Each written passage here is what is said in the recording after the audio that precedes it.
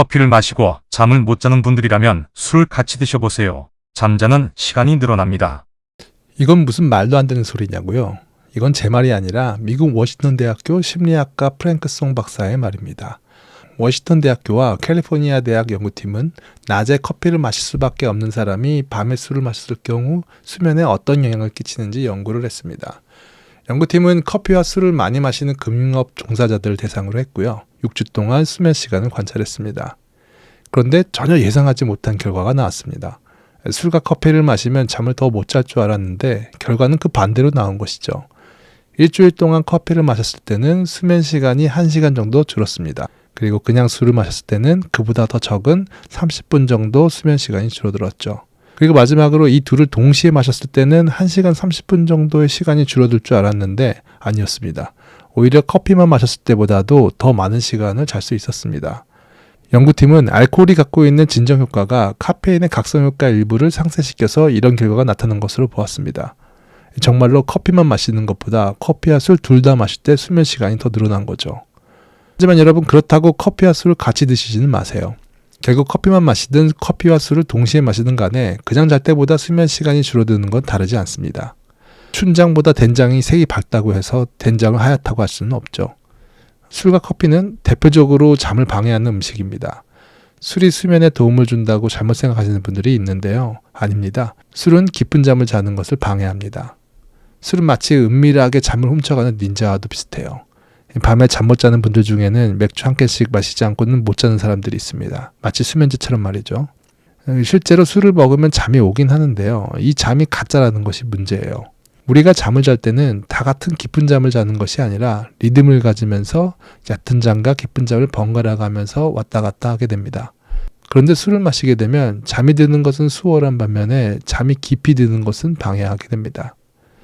의식적으로는 잠을 잘 잤다고 생각할 수도 있어요. 하지만 몸은 깊은 잠을 자지 못해서 여전히 피곤해합니다. 이렇게 술은 닌자처럼 우리를 속이고 깊은 잠을 빼앗아갑니다. 술로 깊은 잠을 못 자게 되면 자연스럽게 낮에 피곤하고 졸릴 수밖에 없죠. 그렇게 낮에 비몽사몽하는 시간이 길어지면 우리 몸은 낮과 밤을 점점 헷갈려합니다. 수면 패턴이 꼬이면서 엉망이 되어가는 거죠. 그렇게 수면 리듬이 깨져서 밤에 잠이 안 오면 또 술을 마시게 되고 이렇게 수면 패턴은 점점 더 망가져 갑니다. 그래서 우리는 술을 먹을 때 생기는 졸음에 속아서는 안 됩니다. 그러면 커피는 좀 나을까요? 아니요. 굳이 따지자면 술보다 더 강력한 것이 커피입니다. 커피는 술처럼 깊은 잠을 방해할 뿐만이 아니라 이 잠이 드는 것까지도 방해합니다.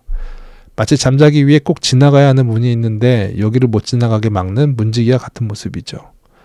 커피가 잠을 못 자게 하는 것은 커피 속 카페인이 우리의 몸을 각성시키기 때문인데요. 커피를 마시면 우리의 몸은 마치 뱀을 만났을 때처럼 도망가거나 싸울 준비를 합니다. 몸이 그렇게 생각하니 잠을 자기 힘들 수밖에 없죠. 그 중에서도 특히 카페인을 조심해야 할 사람은 저처럼 불안장애를 가지고 있는 사람입니다. 예민한 사람이 커피를 마시면 불안감이 그냥 곱절로 커진다고 보면 되는데요. 그래서 잠자기 힘든 사람은 커피처럼 카페인이 들어있는 음식은 모두 다 피해야 합니다. 우리가 알게 모르게 먹고 있는 고카페인 음식은 지난번에 영상으로 소개해드린 적이 있는데요. 우측 상단을 클릭하시면 다시 보실 수 있습니다. 잠을 못 자시는 분들은 전부터 제가 강조드렸듯이 잠을 못 자게 하는 생활 습관을 먼저 바꿔야 합니다. 이 방법이 불면증을 극복하는 가장 확실하고 근본적인 방법입니다. 저도 잠 때문에 고생하면서 치료를 받을 때 생활 습관을 고치는 것이 중요하다는 이야기를 들었습니다. 그런데 한 귀로 흘려버렸죠. 그리고 오랜 시간 고생하면서 먼 길을 돌고 돌아 알게 되었습니다. 수면 습관 바꾸는 것이 찐이라는 것을요. 만약 제가 처음부터 수면 생활 습관에 대한 중요성을 지금만큼 알고 지켰다면 아마 2, 3주 내로 불면증을 극복했을 것입니다. 하지만 생활 습관 바꾸는 것이 말처럼 쉽지만은 않죠. 그래서 제가 잠자기 위해 지켜야 하는 방법들과 꿀팁들을 모아서 전자책으로 정리하였습니다. 다운받는 방법은 댓글 상단에 올려둘 테니 필요하신 분들은 꼭 읽어보시도록 하시고요. 오늘은 그 중에서 한 가지만 소개해드리도록 하겠습니다. 자기 전에 뜨거운 샤워를 하거나 반신욕을 하면 몸이 나른해져서 잠이 잘 올 거라고 생각하시는 분들이 있습니다. 아닙니다. 자기 전에 뜨거운 물로 샤워를 하는 것은 오히려 잠이 드는 것을 방해하게 됩니다. 잠이 들 때 중요한 조건 중에 하나가 바로 온도인데요. 잠들기 전에는 우리의 몸의 온도가 떨어지는 것이 좋습니다. 난 따뜻해야 몸의 긴장이 풀리던데 추우면 오히려 잠이 깨는 거 아닌가? 저도 처음에는 그렇게 생각했었습니다. 하지만 잘못된 생각이었습니다. 언뜻 생각하면 몸이 따뜻해야 편안해질 것 같지만 잠잘 때는 그 반대입니다. 우리의 몸은 낮의 체온과 저녁의 체온이 다릅니다. 특히 잠에 들 때이면 체온이 서서히 떨어지기 시작하는데요.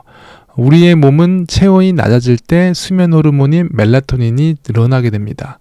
그래서 반대로 우리 몸 체온이 높아지면 멜라토닌 활동도 적어지죠. 멜라토닌이 적어지면 잠이 들기 힘들어집니다. 뿐만 아니라 우리 체온이 뜨거운 샤워로 높아지면 우리 몸은 체온을 낮추기 위해 열심히 여러 가지 일을 해야 합니다.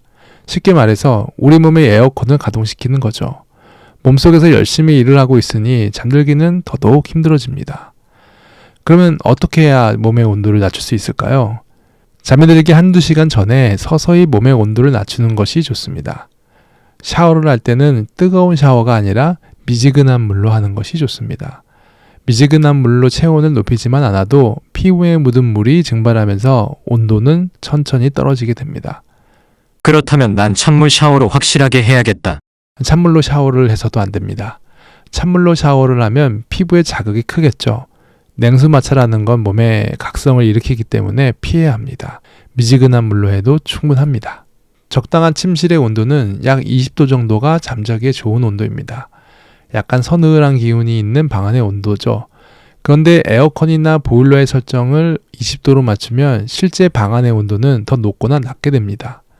냉난방기의 설정 온도와 실제 방 온도는 항상 차이가 날 수밖에 없거든요.